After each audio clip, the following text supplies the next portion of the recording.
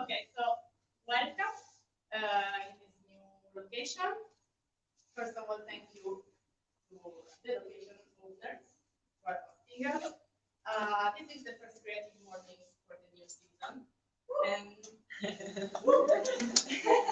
and we hope to see you again and again and again. I know that someone is new, someone is leaving, in short. So thank you for coming for the first time, and thank you for coming for the last time. And go to the next Creative Morning chapter you can find, of course. The team, so this event is actually the August event, maybe because we don't want to be August soon, for me at least. And the theme is critical. Critical comes from a Greek word that is krinos. That means not just being critics, but judging. And at the root of the word, we have the word cut, separate. So to be critical means to be like a scissor, somehow dividing, separating. But this sounds somehow polarizing, I think. But I think so. So how are we able to be critical? Basically, being critical is not being polarizing. To be critical, we need to gather information, to find the nuances, to seek the location of the concept we are trying to take into account, and the context of what we are trying to take into account. So critical basically is not judging, it's finding home for our tasks, for our thoughts, and finding ways to open our horizon again. We thank our Calgary chapter that chose these themes, and Made Mozart, I hope I pronounced it well, that illustrated the theme. I invite you to find them on Instagram and on their social channel because she's a good illustrator. Thank you to our main sponsor, main international sponsor, Mailchimp, who provides a lot of services also for freelancers and agencies. Thank you to Fiori Artificiali, which is our location. You can take photos, you can tag them on Instagram with @Fiori Artificiali.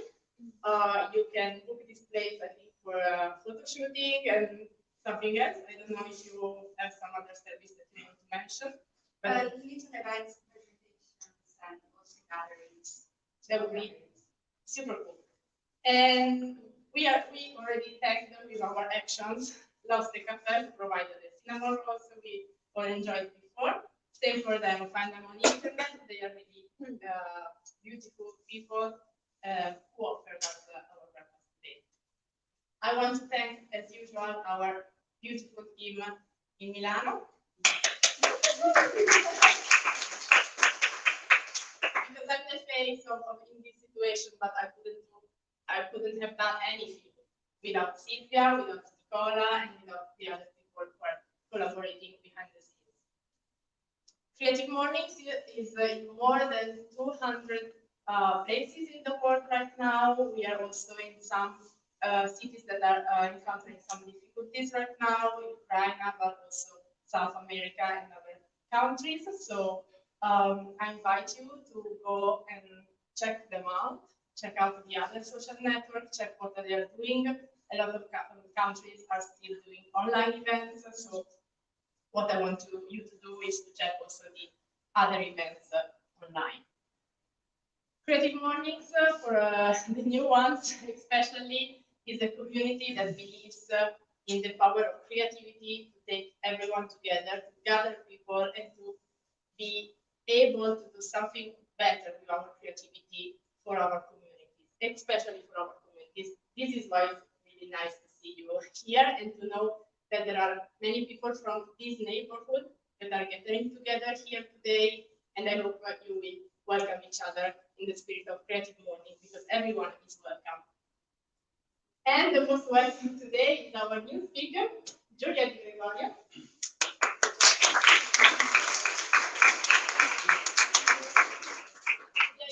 Senior designer at the H Farm, and she's also a consultant in different sectors. So someone who can put into context ideas and thoughts and find something critical. Yeah, very well. Grazie. Grazie. Okay, so little speech. Thank you very much for the creative mind for hosting me. Here we go.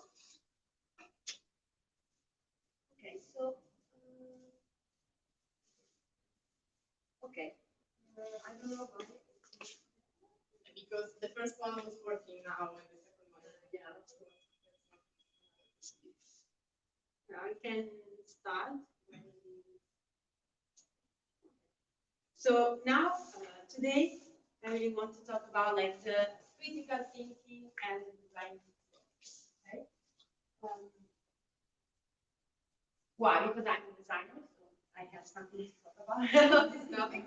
And okay, there are a lot of definitions of critical thinking.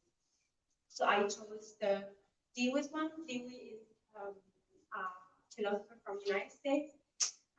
He was studying like educational process. And how many designers are in the group? Okay, I think we can learn a lot from pedagogists and educational experts like Munari or Loris Malaguzzi. I'm doing the same with an American one, but stay curious about this topic. He was like studying the critical thinking process in education, and he defined the critical thinking process as follows. So it's an active, persistent, and careful consideration of any belief or supposed form of knowledge in the light of the grounds that support it, in the further conclusion to which it tends. So basically, it's the development of a judgment. Okay, so it's a continuous improvement of a judgment of something. So I'm sorry if I oversimplificate this, but we don't have a lot of time to talk about Dewey's philosophy. But Dewey's critical thinking process has 5 steps. So when you happen to explore something, be in a new situation, some suggestions come up. So you develop immediately some suggestions. Then you intellectualize the problem. So you think about the problem. And then, so you take time to see the problem as it is, no matter how many suggestions comes up in your mind. Then you make up some hypotheses. So stars are like little lights in the sky. Okay, this is the hypothesis. You develop a lot of hypotheses. You develop again an idea, and you test it. That's the Dewey's process. Now let's come back to the design process. So of course there are a lot of designs in the world, but at some point in the last century, David Kelly from IDEO, defined the design thinking approach, not a process, okay, which cover all the design process, no matter if it's a product, if it's an interior, if it's application, whatever. So everything can be like covered by this design thinking approach. And he defined this approach as a human-centered approach. So it starts from people, that draws from the designer's toolkit to integrate the needs of people. So you have to design for people. The possibility of technology, of course, you have to give visibility, and the requirement for business success. Business success because like IDEO is a worldwide known agency, and they have to do business. So this is a business perspective, no more a pedagogical perspective. So what do they have in common? If you compare, so the design thinking is an approach. It has a lot of processes. So you have the Brown one, the Fraser one, the continuum. It with another agency. You have Stanford University, the Canadian University. They develop different approach. Basically, they're really, really, really similar. So you start from framing the problem, exploring the problem, you come up with some ideas, and then you test them. So what I want to tell you today is that it's the same. Like it's the critical thinking process from DIWIS. So we can say that all designers like us explore like a child, and they use the critical thinking. So we can state that design thinking is a critical thinking. So I asked you like how type of design, like which type of design are you? Like who wants to start? Like do we have different designers today? Service and UX. Service and UX. Service. Service. Service technique. Business design. Business design. Did I mention? Motion. Motion and graphic. Others? Product and UX. Product and UX. I have. Okay, perfect. So see, like it's an approach that covers a lot of sectors, a lot of stuff, a lot of different types of also artifacts. Okay. I really want to like tell you something, no matter what you design. So now I want to tell you like to analyze our work and our like the designers' work and the critical thinking challenges we have, no matter how type of designers we are. So let's categorize the designers according to the process. So this is the DIWIS process. Then I summarize the three phases of the design process. So frame and understand, where you explore the problem, ideate and define, where you come up with solutions, and then develop and validate, where you test your design. So I categorize three types of designers, no matter which item you design. And it's the sense maker, the mediator, and the builder.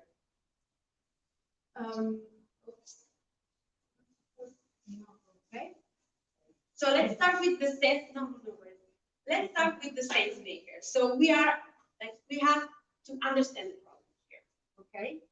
Why it's the sense maker? Because when we receive a brief, like oh, you have to design a new product for I don't know, fior artificiali environment.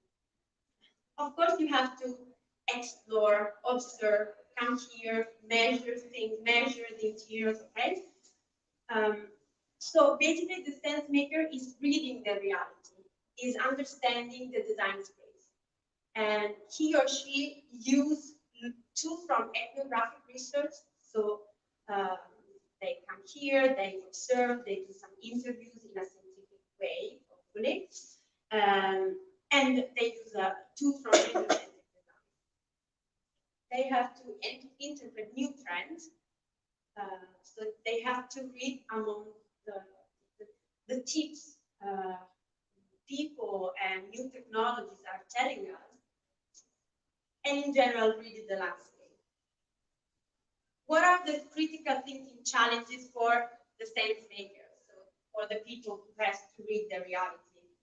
We have to reduce bias in the design phase, and have to combine a human-centric approach with data. Okay, too theoretical. Let's do some examples. So, what does it mean to reducing bias in the design phase? Okay, we have to do a new chair for your I come here and I start observing how the staff is leaving the space. I start measuring the interiors, but it's my lenses, okay?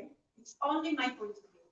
So it's a tip, a very easy way to reduce bias is to come here with another person because at least you have 2 points of view. And it's even better if the other person has a different background, different cultural background, different age from yours.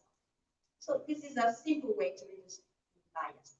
Another more difficult way to reduce bias is to use a machine point of view. So you interview, for example, the owner of Ufficiali, and you record their voices, and you have the script, you have all written what they said, and you give this script to a machine. So if you read a script, if you listen again to what the users are telling you, of course you are biased because you are attracted to the things that makes you alive and more interested. A machine is not biased in this way. It can like underline the most used words, and it can help you, right? So you come here with a new colleague, and you use also machines to underline the sentiment of the words that the artificial owners used. Is there any comment about it? Question? So the second critical thinking challenge is to combine like empathetic approach, so be human and observing, etc., with the data-driven approach. What does it mean? Let me introduce you a personas. A personas is a figurative character who represents a group of people, which is your target, your design target. So she's Anna. She's a manager living in Milano. She's 35 years old. She has 3 children. She goes to work with bicycle, and in 10 minutes she's at work every day. Okay, where do you live? I mean, 35-year-old manager, 10 minutes in Milano to go to work? No, it's not really realistic. What you can do is really easy. You have available data set, and you can observe the data set, you can analyze the data set and see that the average amount of time to go to work in Milano is from 30 to 40 minutes. So maybe you change a little bit your personas, and maybe Anna is taking the metro and is taking like 30 minutes. And then you see like another data set, analyzing it, and you see that the average women managers have at least 1 kid, at least. So you change again, and Anna is not a 3 children mother anymore, maybe it's 1 kid. So what I'm trying to say here is that you use data to validate your assumption, your persona, because otherwise it's really not realistic. Of course, I'm overstretching this. Like it was obvious that Anna wasn't realistic, but this is happening all the time because while we're designing, we're mostly designing for ourselves and our point of view. So we always need data to validate our hypothesis. Okay, let's go to the solution phase. So we have to come up with a great solution for our design. Product, application, and chair for Artificiali. Here we are mediator. How disappointing. Not creator, not ideator. Yes, because I'm sure you are really good. We designers, we humans are really good to solve problems and come up with a creative solution. But what is happening here, the real challenge is that this solution should be also feasible, cheap, possibly, feasible, cheap, and viable and desirable. So you have to deal with business, deal with technology, and deal with users. So you have to really be an orchestrator of different people that has to agree all together. So the mediator is doing this. She's or they find balance between human needs, technical feasibility, and business. So what's happening is like the teamwork. The mediator seeks for alignment between stakeholders. So basically, that's the IT guy, for instance, for if we talk about application, there's the IT guy, there's the business designer. So, and you have to all be aligned. And this means embracing complexity. It's kind of obvious. What are the critical thinking challenges for the mediator? You have to bring the unpopular opinion on the table. So it's not good if everybody agrees. And you have to be aware of what's happening outside. Let's do some examples. So bring the unpopular opinion on the table is good because it anticipates some failures. And I'm sure you have a critical colleague, like always like challenges your opinions, etc. So give voice to those colleagues. They're useful, even if they sometimes are annoying. They're really useful. If you don't have anyone who's really like negative and cautious, you can do this trick, this exercise. I'm sure a lot of you know it. It's called the 6 hats exercise. So it's like you change personalities according to the hat. So you start with the yellow personality, like one who, when you evaluate an idea. So you start with positivity. You start like really open. Then you go through the green one. So you start be creative and giving solutions, new solutions to the problem. Then you go to the red hat, which is like the sphere of emotion. The white is data rational, so you look for rationality and data driven. And then, of course, the most important one, the black hat. So at some point, all the team has to challenge the idea, challenge the solution. And then you go to the blue.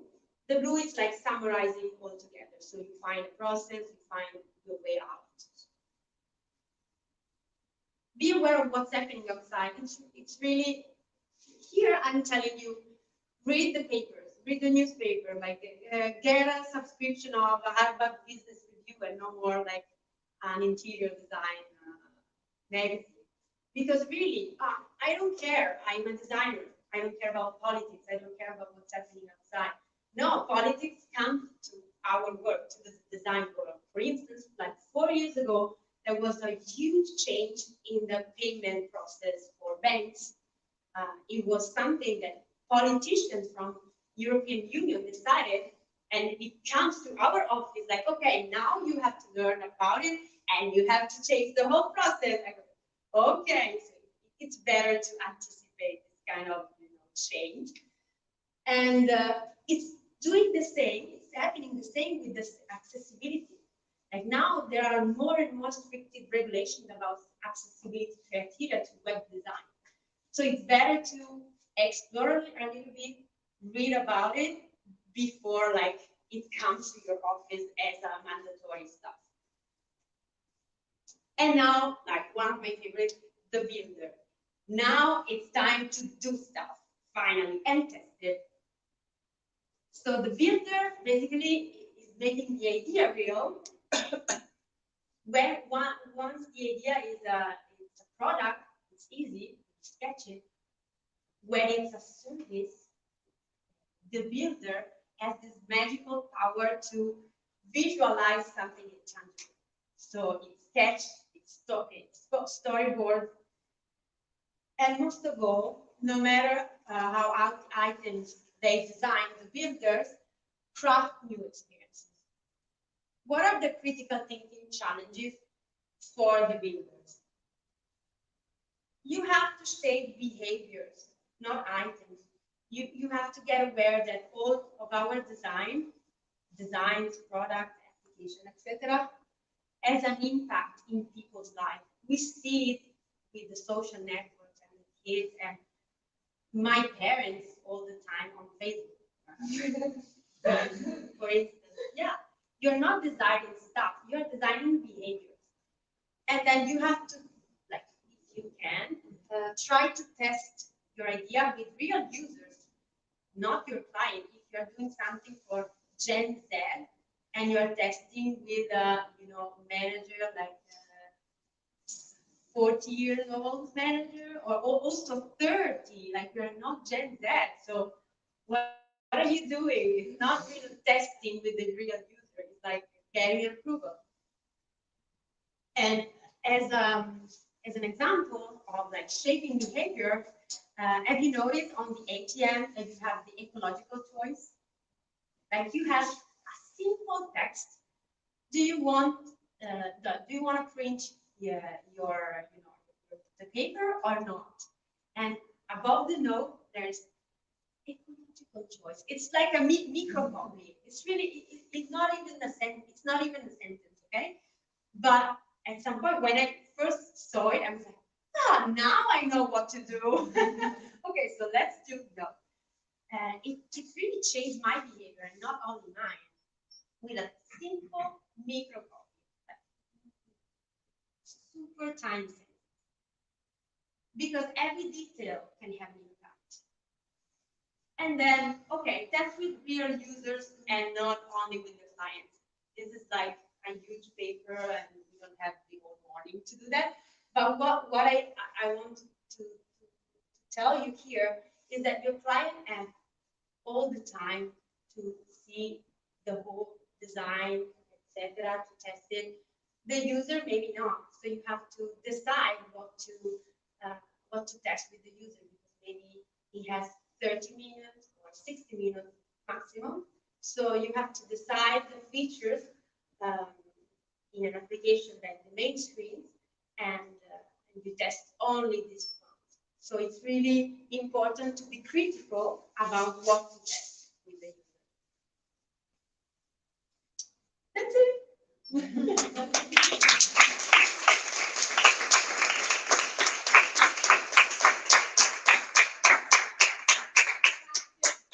Thank you. I really want to talk about it if you have questions. Yeah, she really wants questions. So you're also allowed to have questions in it. Yes, of course. If you feel like it. So first question. No, okay, yeah. Questi tre, diciamo, archetipi che hai descritto, tu in quale ti trovi più? Allora, io vorrei essere il builder tutta la vita, ma sono il mediator. Vabbè. Diplomatico. But I think that mediation is a big, huge Yes. skill for Yes. designers. Yeah. Because you're mediating between your ideas, Yes. the world necessities, Yeah. and the trends that sometimes are not exactly the same as the world. Yeah. Also, if you are like, I also do project management. So of course, project management is the mediator. That's why. But of course, like, you go through the whole process.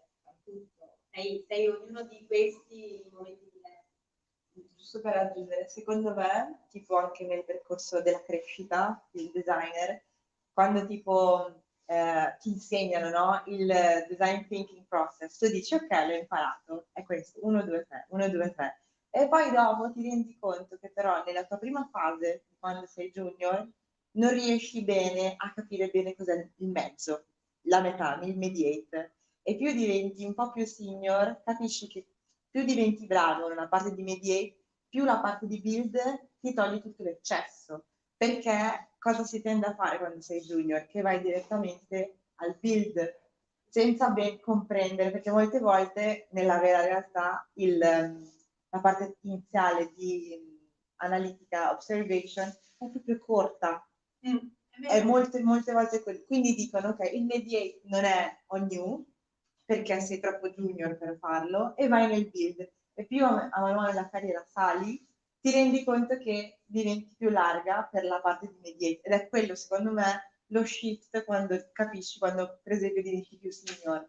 Questo l'ho capito sulla mia pelle, perché ho detto ok, vorrei andare subito a costruire, quando in realtà è tipo, prima di costruire, metti tutti i 6 caponi in linea, perché sennò poi rifai tutto di nuovo da capo per 5 volte. E lì, secondo me, è lì che il design cade, perché non hai fatto il processo critico completo.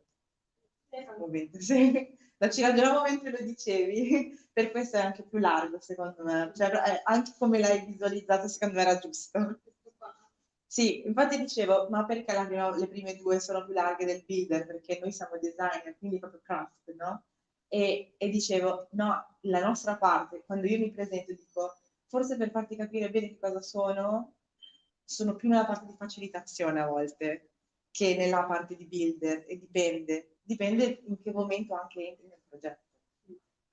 È vero. Sì. È vero, tutto mi ritrovo, mi risuona. Perché quando parlavi dicevo, ok, questo ha senso perché ricordando il mio percorso, tutti dicevano io voglio anch'io essere il builder, però molte volte adesso mi ritrovo nel dietro. Sì. Poi come il cappello della negatività è quello più importante, Sì. ma è anche quello più sottovalutato e soprattutto quello visto peggio. Io sono bravissima a quella roba. Infatti sono perché sembri distruttiva e invece sei costruttiva, anche in modo di dire cose che aiuta, però è vero che se tu ti metti il cappello della negatività, poi fai cadere tutti i passi falsi, tutte le cose sbagliate, le cose che possono funzionare. Ma soprattutto la premessa, faccio l'avvocato del diavolo è vera, perché poi qualcuno lo farà e lo farà magari quando ci avete messo più tempo per decidere gli investimenti, cioè in un momento del processo dove sono andati via da tanti soldi e tanto tempo. Quindi meglio farlo prima, meglio che ci sia qualcuno che faccia e che proprio dice ma è successo? Non è successo, quindi non succederà, no? Non è quello il tema, il cigno nero te lo insegna. È vero, sempre vero. Sempre vero il cigno. ma è vero, sono molto d'accordo. Infatti bisogna dar voce a questi colleghi che possono essere così per carattere o così perché in quel momento del progetto sono così. Sì, e la pandemia ci ha insegnato molto il cigno nero che è arrivato, ci ha fatto capire che non è tutto prevedibile, non è tutto calcolabile, che i business plan possono saltare per nulla.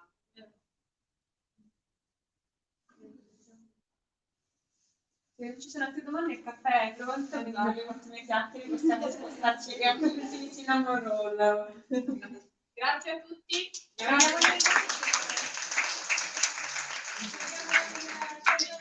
Vediamo con Giulia Cantora, che è uno scrittore che parlerà di processo di scrittura, di sceneggiatura, e porta verso il cinema. Però è anche bello ascoltare cose che magari normalmente, insomma, design thinking per me è una cosa nuova, quindi Ne state contenti, esatto, perché anche dovremmo rivelare la nuova ipotetica location della prossima volta o magari tra 13 anni ci fa una fida di casa.